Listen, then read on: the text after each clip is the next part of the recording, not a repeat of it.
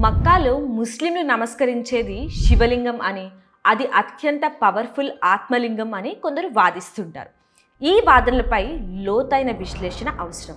ముస్లింలు నమస్కరించేది లేదా ప్రదక్షిణ చేసేది కాబా నిర్మాణానికి కానీ, దాని గోడలో ఉన్న నల్లరాయి హజర్ అల్ అస్వద్కు కానీ కాదనేది ముస్లింల పెద్దల వాదన.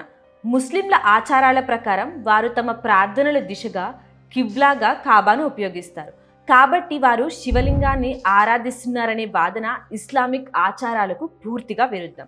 హజర్ అల్ అస్వద్ అనేది ఒకప్పుడు అత్యంత శక్తివంతమైన ఆత్మలింగం అని కొందరు వాదిస్తున్నా, ఈ వాదనలకు ఇస్లామిక్ చరిత్రలో కానీ ప్రామాణిక గ్రంథాల్లో కానీ స్థానం లేదు. ముస్లింల దృష్టిలో ఈ నల్లరాయి స్వర్గం నుండి వచ్చిన పవిత్ర రాయి మాత్రమే. అది దైవత్వానికి, శక్తికి ప్రతీక కాదు. ఈ రాయిని తాకడం లేదా ముద్దు పెట్టుకోవడం అనేది ప్రవక్త మహమ్మద్ కాలం నాటి ఆచారం మాత్రమే. అంతేకాని దానిని ఆరాధించడం, అది ఒక శక్తివంతమైన ఆత్మలింగం అని నమ్మడం ముస్లింల విశ్వాసంలో భాగం కాదు. ఈ విషయంలో ఉన్న అపోహలను తొలగించుకోవడం చాలా ముఖ్యం.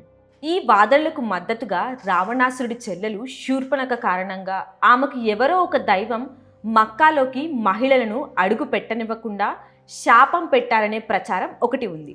ఒకవేళ మహిళలు మక్కాలోకి ఎంటర్ అయితే ప్రపంచవ్యాప్తంగా ఉన్న ముస్లిం సంతానం అంతా అంతరించిపోతుందని ఆ శాపం ఎంతగానో భయపెడుతుందట. అయితే విశ్లేషణ చేస్తే ఈ కథనం పూర్తి కల్పన అని తెలుస్తుంది. శూర్పణఖ రామాయణంలోని పౌరాణిక పాత్ర. ఆ కథలు ఇస్లామిక్ సిద్ధాంతాలకు, మక్కా చరిత్రకు ఎలాంటి లింక్ లేదు. వాస్తవం ఏమిటంటే ముస్లిం మహిళలు మక్కాకు తీర్థయాత్రల కోసం స్వేచ్ఛగా ప్రవేశిస్తారు. వారు లక్షలాదిగా పురుషులతో పాటు హజ్, ఉమ్రా తీర్థయాత్రలలో చురుకుగా పాల్గొంటారు. కేవలం కాబా భవనం లోపలికి మాత్రమే మహిళలకు, పురుషులకు కూడా ప్రవేశం పరిమితం చేశారు. ఇది శాపం వల్ల కాదు, భద్రతా నిర్వహణ కోసం స్థలం సరిపోకపోవడం వల్ల మాత్రమే. ఇస్లామిక్ గ్రంథాలలో ఈ పవర్ఫుల్ శాపం గురించి ఎక్కడా ఒక్క అక్షరం కూడా కనిపించదు.